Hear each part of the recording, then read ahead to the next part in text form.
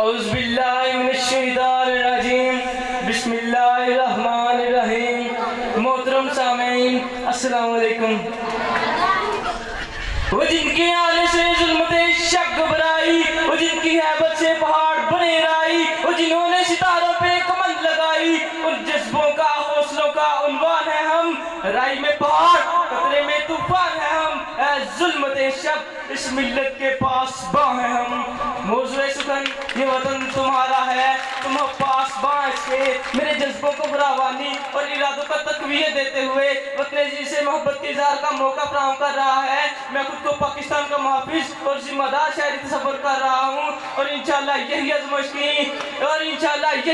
کی مجھے خود اعتمادی فراہم کرنے اور وطن عزیز کی ترقی میں آئے ہر رکاوٹ اور دشواری کو عبور کرنے میں میرا معاون ثابت ہوگا کہ میرے محبوب وطن تجھ پہ اگر جاں ہو نثار، میرے محبوب وطن تجھ پہ اگر جاں ہو نثار، میں یہ سمجھوں گا ٹھکانے لگا سرمایہ تن، مگر صدر زیوکار جس گلشن کی پاسبانی کا دعویٰ میں بڑے فخر سے کر رہا ہوں۔ کیا میں نے کبھی یہ سوچا کہ اس گلشن کی آبیاری اور خوابیدگی کے لیے اتنی ماں کو اپنے جگر گوشوں کو قربان کرنا پڑا، کتنے لوگوں کو بیگار ہونا پڑا، اور نہ جانے کتنے نوجوانوں نے اس چمنے رنگوں کو سجانے کے لیے اپنے سروں کا نذرانہ پیش کر دیا۔ سامعین محترم، قائد اعظم محمد علی جناح کی قیادت میں قربانیوں کی ایک لازوال داستان رقم کی گئی، ذاتی خواہشات کا گلا دبایا گیا، بے لوث قربانیاں دی گئی۔ سامعین محترم، ان سب چیزوں کا کوئی مقصد تھا، ان قربانیوں کے پیچھے کوئی حقیقت یہاں ہونے کی منتظر تھی، اور وہ حقیقت اور وہ سچائی کیا تھی کہ پاکستان کا مطلب کیا؟ لا الہ الا اللہ۔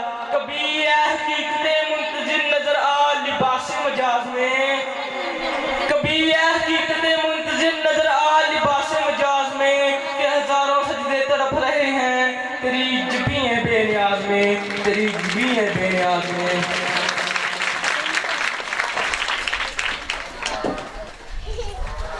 سامعین محترم، میں جب اس سکول میں آیا تھا تو صرف اتنا سا اور 1 کلاس میں آیا تھا۔ مجھے یاد ہے وہ دن اچھی طرح کہ جب میں آتا تھا تو رو رو کر آتا تھا، میری ماں میرے پیچھے سٹک لے کے آتی تھی کہ بیٹا پڑھ لو،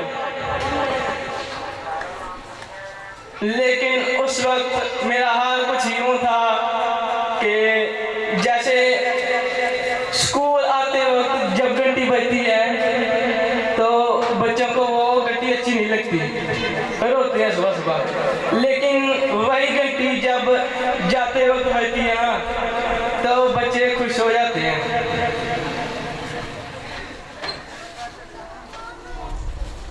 میں نے اسکول میں تقریباً 7 سال گزارے، اور ان 7 سالوں میں مجھے ٹیچر سے اور اپنے پرنسپل سر محسن صاحب سے جو پیار ملا وہ میں کبھی نہیں بتا سکتا۔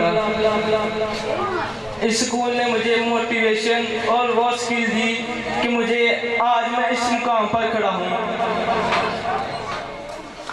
میں اسٹیج پہ آنے سے اتنا گھبراتا تھا، لیکن اس سکول نے مجھے اسٹیج پر کھڑا کر دیا۔ میں آج اس مقام پر ہوں تو صرف اپنے ٹیچر صاحبان اور پرنسپل صاحب سر محسن صاحب کی بدولت ہوں۔